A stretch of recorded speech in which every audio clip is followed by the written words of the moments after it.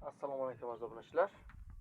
Quyonlarga bugun kechqurun ovqatga arpa va beda berib chiqdim. Bedani davri keldi. Beda berishdi. Hozir bedalarni bu yerga men zapas qilib qo'yganman. Keyin bedaning nima foydalari bor? Bahordan, masalan, qishdan quyon yozgacha chiqadi, bahorgacha immuniteti pasayib ketadi. Masalan, vitamin bermasalar agar. Vitaminni o'rniga shu yashil bedani bersanglar agar bedalarda immuniteti ko'tariladi, o'lish xavfi kamayadi, lekin me'yorida berish kerak.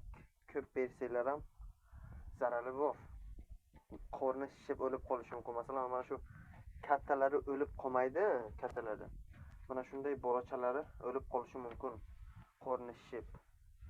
Hozir men bularni katagiga arpasini to'ldirib beda tashlaganman, uni hali yaxshi yemagan. Chunki ovqat bermadim bularga.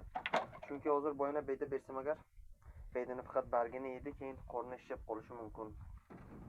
Bu quyonni o'rnatlardan to'ldirib bedasini berdim. Bu quyon endi ertagacha peshingacha hech nima yemaydi. Shu ovqatni hamma quyonlarga yetadi peshingacha.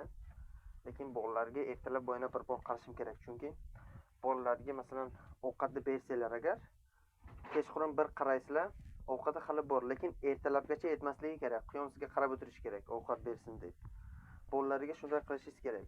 Lekin kattalariga bunday qilmasangiz ham bo'ladi. Chunki kattalar o'zining me'yorini biladi, o'zini yetarlicha ovqatini yeydi.